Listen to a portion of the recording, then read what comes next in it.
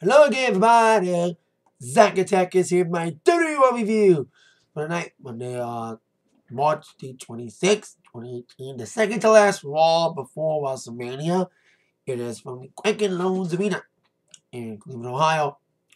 I want to say something. I did not make a Raw review last week. Nor was it because of kind of a protest from me going to Raw 2 weeks ago in Detroit, which is a so-so show.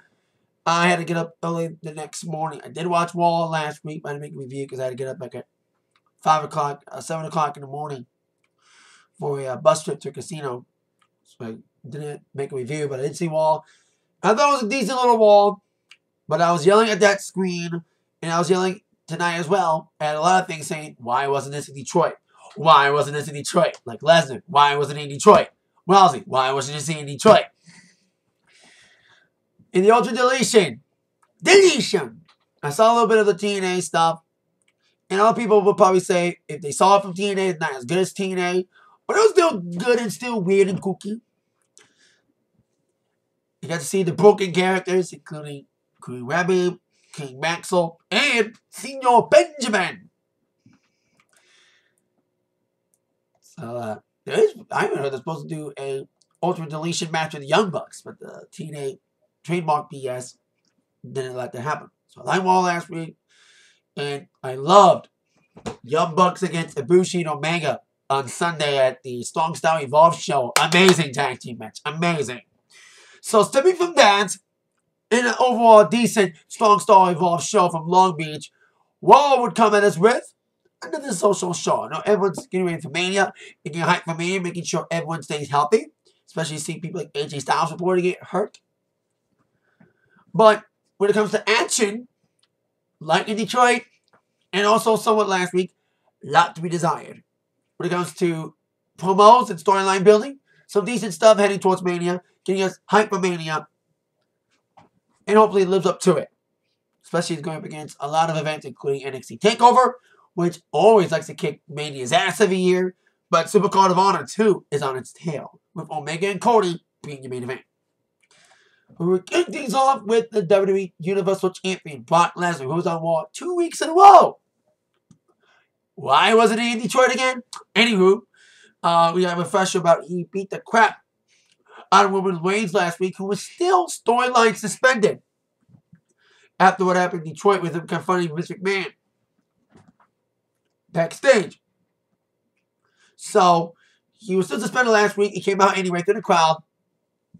It would not come out until Lesnar came out, and a bunch of U.S. Marshals come out, planted U.S. Marshals, including, I mean, one of them was Bull Buchanan. Intriguing. And then when we beat up the U.S. Marshals, were handcuffed, and Heyman and Lesnar came out. Why don't you beat the crap out of Roman last week? They're trying to get sympathy to make the fans cheer Roman. Last week and tonight, it did not work. Because you had, last week, you heard, you deserve it chance to Roman after get his ass kicked by Lesnar. Trying to make him like the anti-hero, like Stone Cold Steve Austin. It ain't working, guys. I said it a few years ago. I'll say it again. No one's fucking buying it. No, we ain't fucking buying it. We're not fucking buying it. You Vince. So, said it a few years ago. We're not fucking buying it. Guess what? We ain't buying it. No one's buying Roman Reigns being the anti-hero. You're trying your hardest to make him the anti-hero, tell the truth, but nobody's buying it. So Heyman got the mic with Lesnar talking about Reigns' suspension being lifted, which was probably announced on social media, but getting notifications on an app like they did when Dan Bryan came out of retirement. That's interesting. Got cleared. He would be at Mania, but will he be with Shane? Because they said Shane got hurt. I use this, might be work. Anyway, they said, well, Reigns is unsuspended, but guess what? He's not here tonight. Oh, so we thought. He's like, he's the same for me. Oh, I'm always here. Advertised or not. Well, Reigns, you're advertised, and you're not here. 2 weeks before WrestleMania, another little promo from Heyman. Talking about, like, making fun of the segment. Corey kind of talking about, like, being... If Les was in that position, being arrested, blah, blah, blah, blah. In that same segment, these so-called planted U.S. Marshals Now, they weren't real. They were paid off to handcuff you. They would have been dead meat. And then Roman Reigns showed up anyway, once again to the crowd, but face sort of unsuspended. And this time, not handcuffed. He went right for Lesnar. He came at him with a chair. Lesnar would counter that with a big suplex on the outside.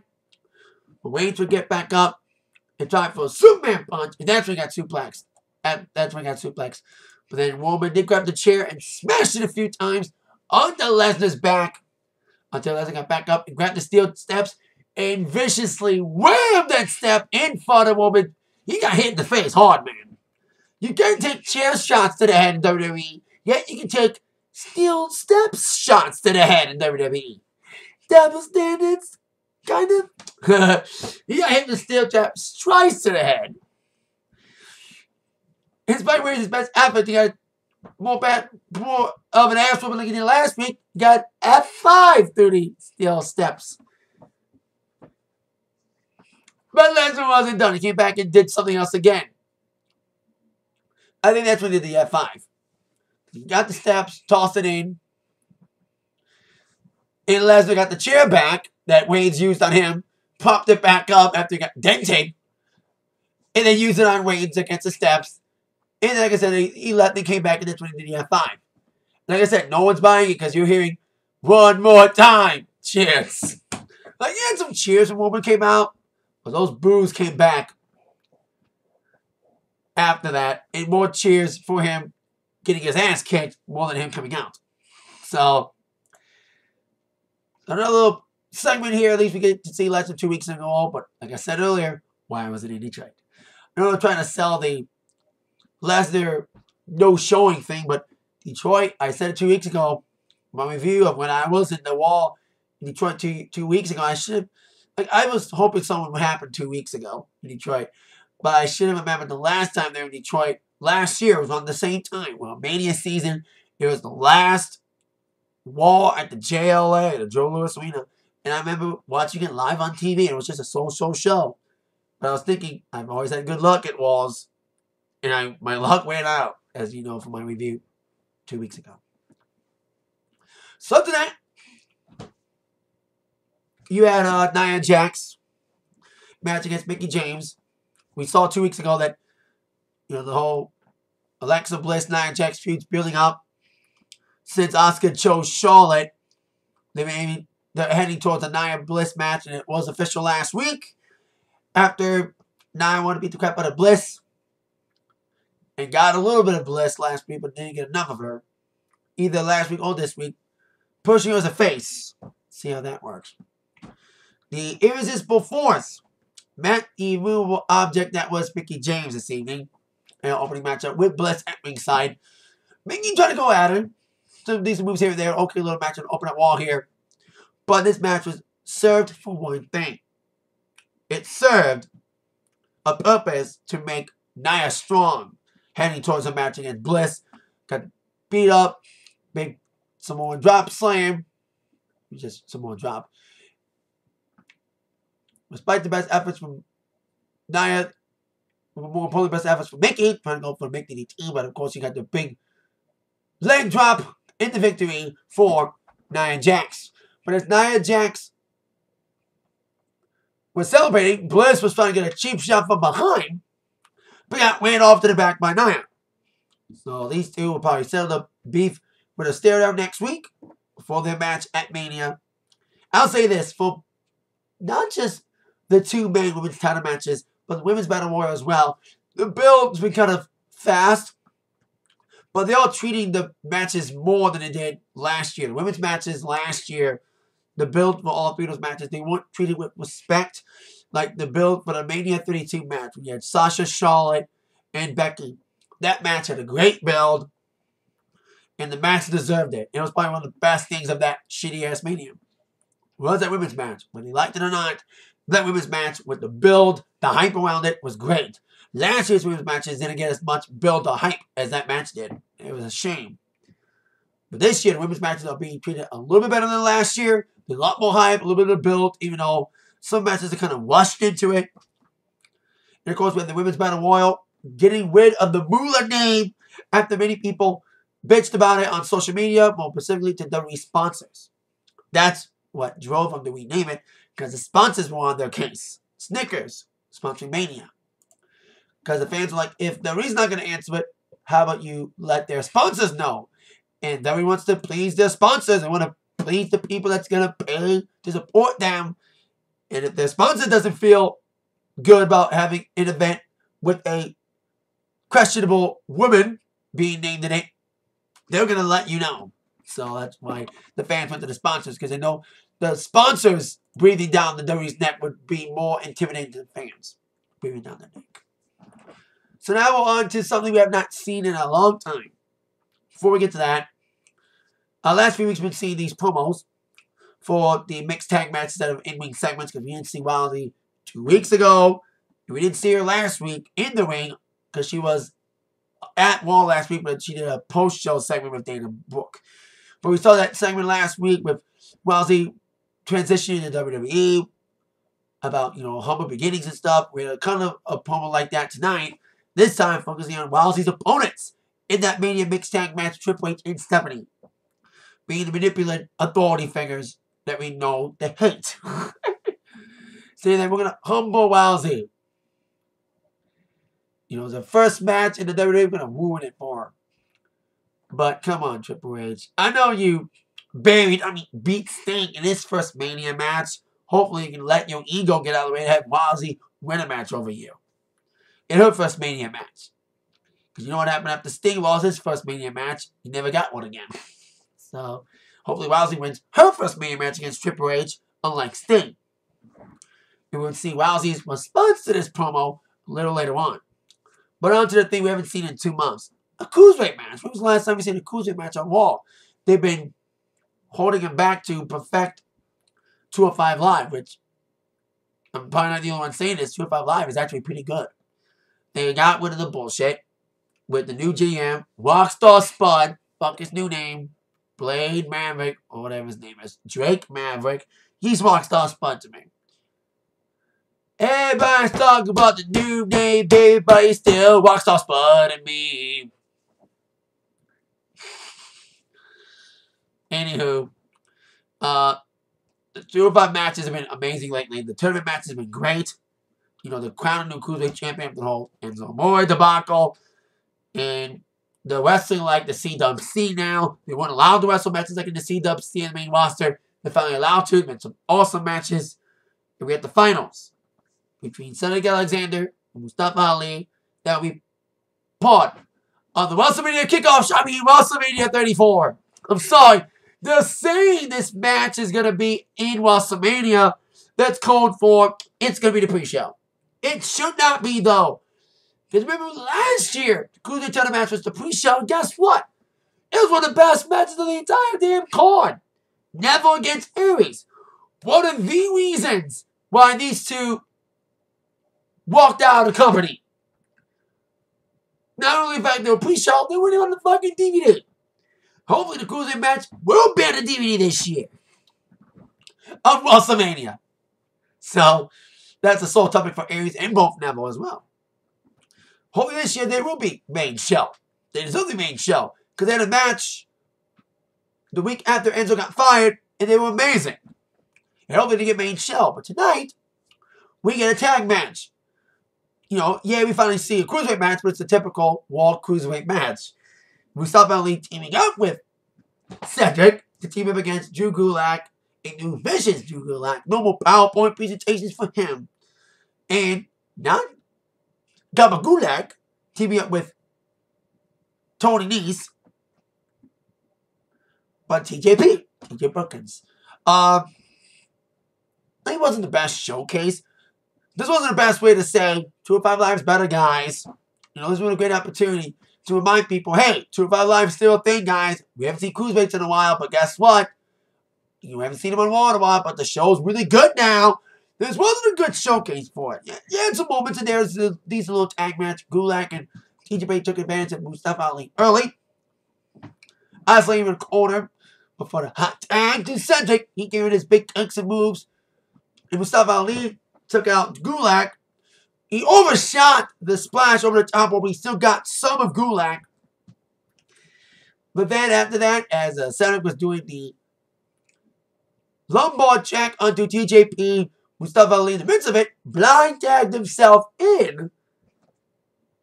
And after the, like I said, the lumbar check, Mustafa won the victory for himself and added his 0-4-0 in the 1-2-3 victory for the team 0-5-4 with Ali getting the pin.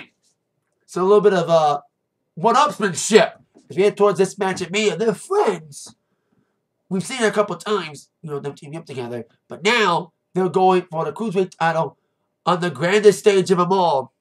The Wrestlemania kickoff, I mean Wrestlemania 34. I hate to make that joke, but it's sadly what may happen. You know, they're saying, oh, this is going to happen at Mania.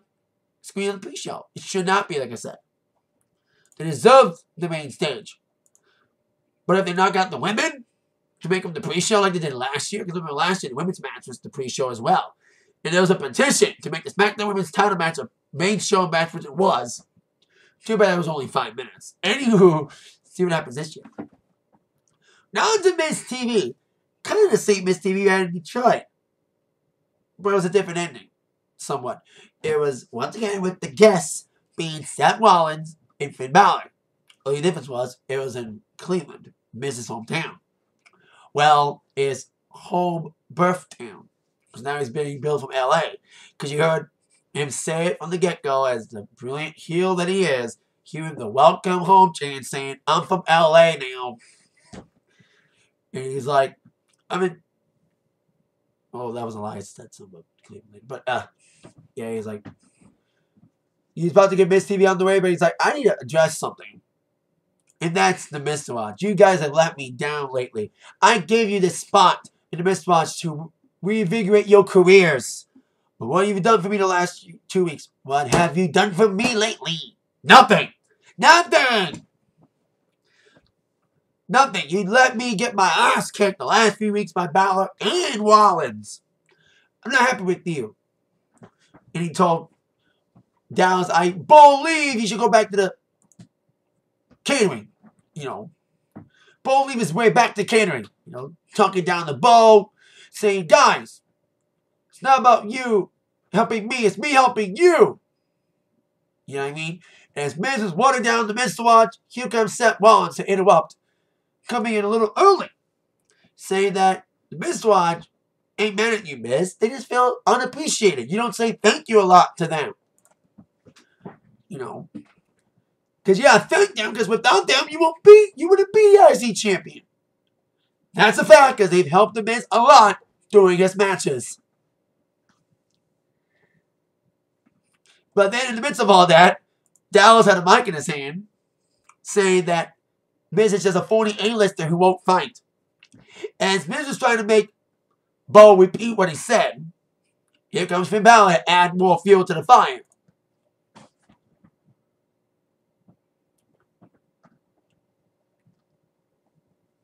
And then he said, hey, Dallas, how about you say that phrase again? He did say what he said. You know, he's just a phony A-lister who won't fight. And then Bane got slapped, and he's like, Miz responded, he's like, don't feed to their egos. Don't let them break us up, guys. Don't let Rollins and Balor's words break us up. Because in 34 days, I'm going to be the greatest IC champion ever. The longest reigning IC champion. Better than Macho Man. Better than Ricky Steamboat. Better than Mr. Perfect. One thing to say when you're in the ring with Mr. Perfect's son, Curtis Axel, who wanted a piece of Miz himself that Bo was holding him back. And Miz said it slipped. And he said, Miz TV is canceled. But as they were all looking to beat up on Miz, they beat Axel and Dallas.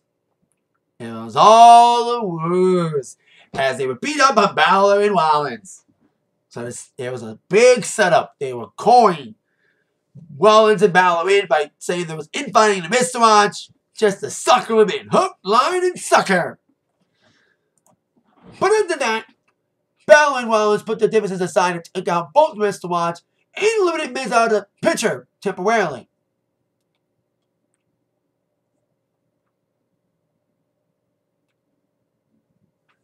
And then we also had the club get involved. Gallows and Anderson got involved.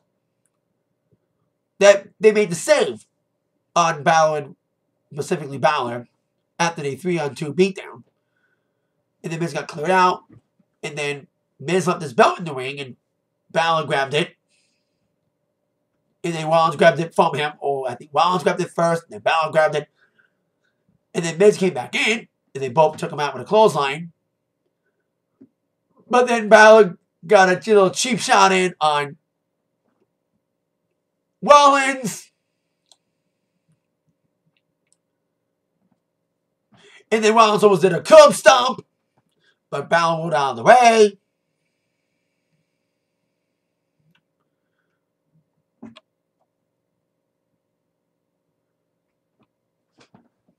Adrian's on Miz, actually, so there you go. Good little segment here. It was weird to see the same Miz TV we saw 2 weeks ago, but it had a little bit of a twist with the whole Miz watch, woos, and a little standoff between Balor and Rollins because they know they're frenemies, but they know it's every man for himself at WrestleMania for the IC Championship. In my mind, I love Miz as IC Champion, but it'd be cool to see Rollins as Grand Slam Champion because I think IC Championship's the only title he hasn't held yet. Well, besides SmackDown Tag Team titles, or the Universal Championship, but still. But I think Balor deserves it more because he's been lost in the shuffle ever since his return about a year ago. So he still hasn't received his Universal title rematch yet. He needs a mid-card title to help him get back in the game after being lost for a while. These Balor clubs helping him out a little bit. Let's move on to our next matchup involving Asuka against who do we have over here? We got Jabba. Some girl named Jamie Foxx, who despite her little words that she was waiting for Asuka, it was clear she wasn't. Despite a little intimidation game in the ring, a little bitch slap, she got a bitch slap of her own from Asuka. A bitch slap in the form of a nasty insecurity kick that knocked her out 10 seconds slusher to make Asuka look strong for her match against Charlotte at WrestleMania 34. That should be the key little matchup. Then we have these two battle royals. The men's and the women's. The men's being on the giant battle royal. We got the last two winners are in it. Baron Corbin and Mojo Rawley, who didn't do anything after winning. Also announced Ty Dillinger. Feel bad for him. He's been underutilized lately. I don't know. And now being added to the mix is Woken Matt Hardy. He came out on screen talking about doing all his mannerisms, talking about the entity of Eighth, the giant known as Andre. I will win his battle royale. Doing all of his things, his brokenness, that anyone in his way would be deleted. So we had a little hype package for the men's with a participant in that match. 2 participants in the women's battle royal. Now, a lot of people, including myself, are disappointed that Bayley and Sasha won't have a blow-off match to their little friendship deteriorating at Mania. They will be slotted into the women's battle royal. It's sad that these two don't have a puppet match at Mania. You know what I mean? They deserved a match. They deserved a puppet match. You know, these two have put on awesome matches in the past, especially in NXT. You know, they had an opportunity to make them put on an awesome NXT quality match, NXT TakeOver Brooklyn quality match in the grandest stage of them all. But now they're just two more spoils on the wheel of the Women's Battle Royal. No longer named after Moolah. But we had this cool little segment, though. They had a little confrontation last week. Bayley's been upset at Sasha for what she's been doing lately, especially that push off the top of the pod during the Elimination Chamber match. You know, they didn't want to talk about last week. But then they were talking stuff. You know, Bayley talking about how much she's beaten Sasha. But Sasha's like, I'm a 4-time champion. How many titles have you had here? But then Bayley hit the bullseye on the head saying, how long do you keep the titles, though? Boom! Because Sasha didn't defend the title. Because every time Sasha would win the title, first defense, kept losing it. Especially in a hot potato game with Charlotte that made the feud die an unfortunate death. Because the hot potato got too fucking old. And I loved Sasha Charlotte matches. I've been blowing it for years. But the hot potato game over that Raw Women's Championship made me want to see that feud end. And thankfully it did. But after a little comment from Bayley, bam, they had a little ball in the backstage area. That was great. Great segment there. The referees had to break it up. So, there you go. Like I said, it still sucks that all this stuff building up in these two is only going to culminate in the Battle Royal. They'll probably be the last two.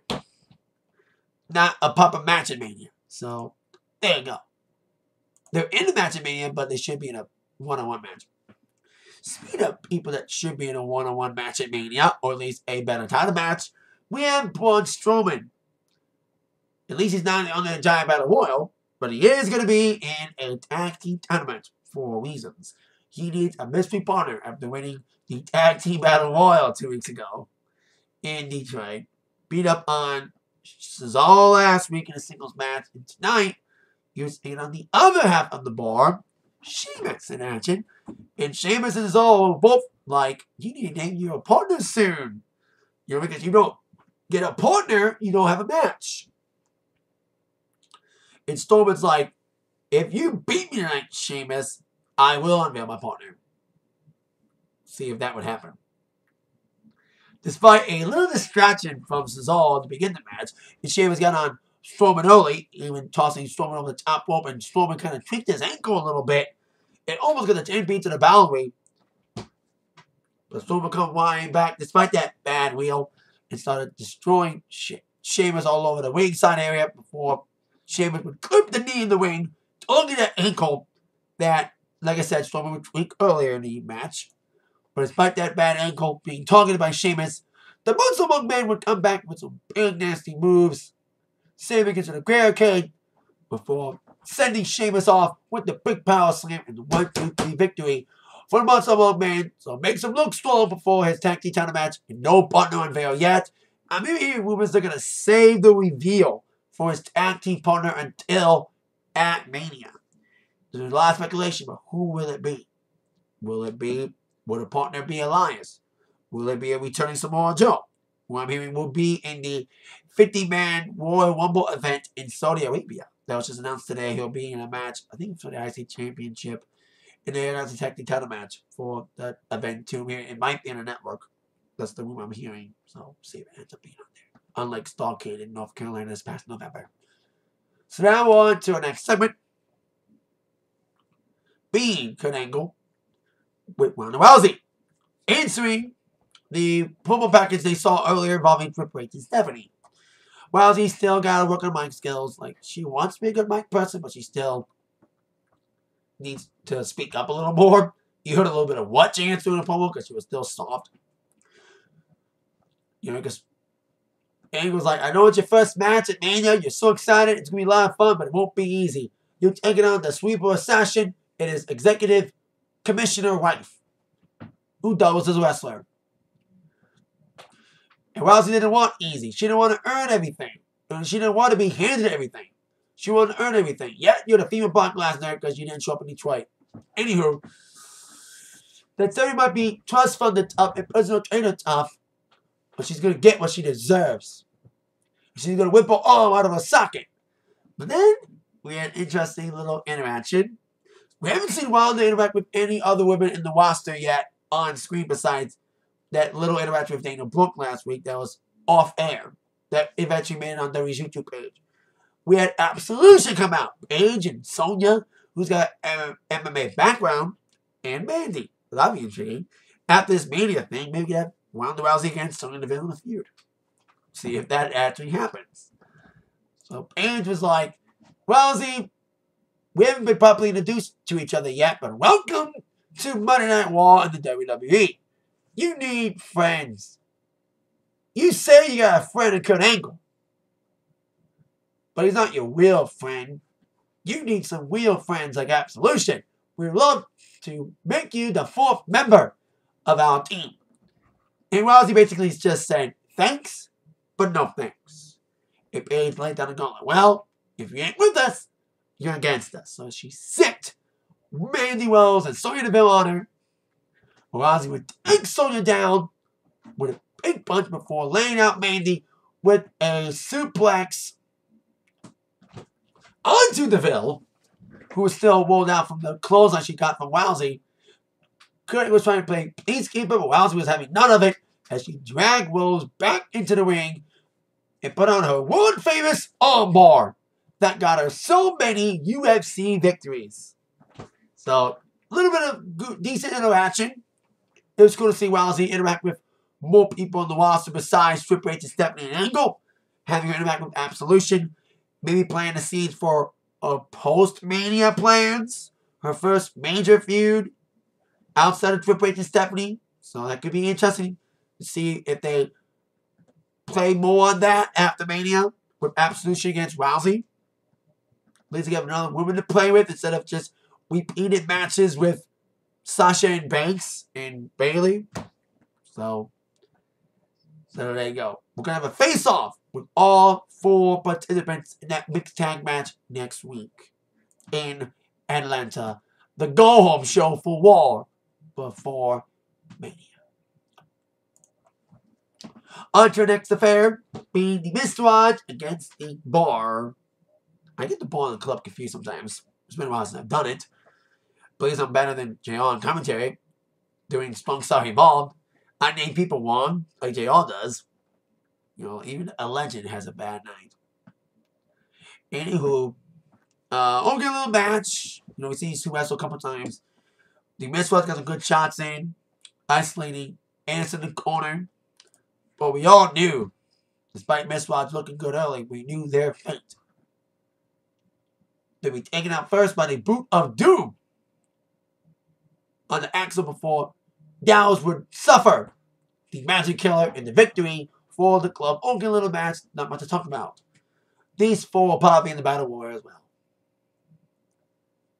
A man who has no clear direction, that's not John Cena, is Elias. We haven't seen him in a couple weeks. He wasn't on last week. He was in Detroit 2 weeks ago, but he didn't say anything. Still selling his injuries from still selling his injuries from Strowman in that Symphony of Destruction match the week before Detroit. But tonight, he came out neck brace free in Cleveland. He was in the arena because last time they were in Cleveland for Raw, he was outside of Cleveland doing a song about the Rock and Roll Hall of Fame that sadly was a WWE YouTube exclusive. And then it aired during the show. During the show, we saw a very funny Elias Nichols commercial. That was funny. Who wants to count with Elias? So he did the whole spiel of who wants to walk with Elias, and I was like, why didn't you do that in Detroit? I was saving my voice for days to yell, walk with Elias, and he did not do it in Detroit. That was one of the biggest letdowns for me of that wall on that fateful March 12th in Detroit 2 weeks ago. But Elias is saying, I will be at Wrestlemania. He didn't specify how. Planting the seed for him teaming up with Strowman. So, will he be Strowman's partner or will he be inserted under the Giant Battle Royal? Time will tell. Because as I said earlier, I'm hearing they're going to save Elias's reveal, or whoever's the reveal, for Strowman's partner until Mania itself. So, see how that plays out. We had a little action here. Elias was in action against a man who was way over Detroit. Makes sense. Detroit's his hometown. Rhino, accompanied by Heath Slater. These 2 by me in the Battle Royal as well. It's the I Need a Paycheck match. Now, there's 2 of them with the women's one, too. Anyway, despite Rhino's best efforts, he got drifted away by Elias in the victory for him. And then Slater came in, and he got his ass kicked, too, with a big clothesline from Elias. And he got drifted away, too. So, there's that. Now, on to our main event segment. Or should I say main event match. John Cena against Kane in a no DQ match. Cena has been calling out The Undertaker for weeks. Knowing the match is seemingly impossible, but he's trying to go Taker into this match, making fun of his wife, and doing his mannerisms like he did tonight. He called him last week, and he got Kane instead. Would make people say, dang, it's going to be Kane and Cena at Mania. No! But this match was made tonight. This match with the no DQ step, saying, Taker's going to be out tonight. He's going to do something tonight. Like, there was the bait for Taker to come out. And the bait was not Taker. No Taker anything during this match. Then why was this match main event then?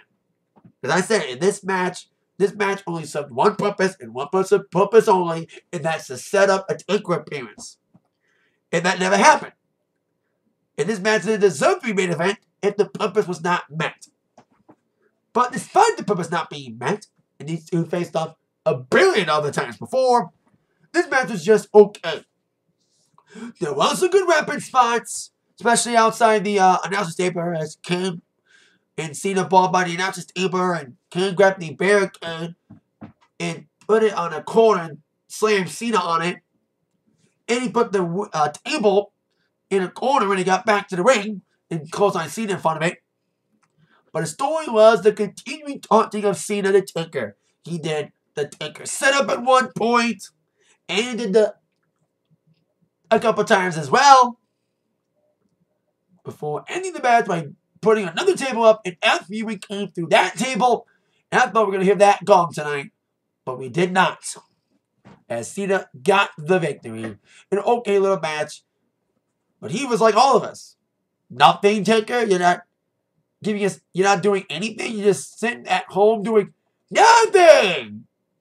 There's a wrestler, indie wrestler I know, that's name is Jake something, but I always call him Jake Nothing, because he's nothing. Anywho, the fans were chanting for Taker about the match, and after the match as well, he's saying, Taker, this is unlike you. It's either yes or no. Sounds not answer. You're a coward. You have one more week, Taker, to do something, to give some sort of answer to me. I'm all fine with no, but saying nothing at all is unacceptable. So, there you go. That's how we end Raw, with no Taker again, and the match will not be officially made until next week. I heard that rumor too, about them not officially announcing Cena and Taker until the go-home show of Raw before Mania. And well, we're heading in that direction. Then we are going to get the answer from Taker next week. So a lot could go down and will go down next week. Taker's answer, a face-off between Stephanie, Triple H, and Angle and Rousey, and another match between Balor and Rollins. We saw the match 2 weeks ago. I saw it live in Detroit, which was a good match. We didn't see any Miz involvement in that match, but we'll probably see Miz involvement in this matchup next week.